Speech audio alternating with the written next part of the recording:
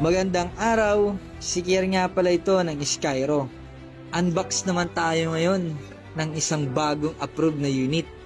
Ito ang model ni Xiaomi na Redmi Note 12. Ito nga pala ay may taas ng 6.67 AMOLED screen display.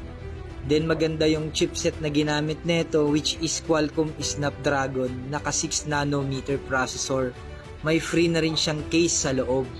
Kaya ito nagustuhan ni Sir dahil sa specs niya. At ang kulay na napili ay ang kulay ng ice blue. Ang angas ng pagka-ice blue nito. Elegante tignan.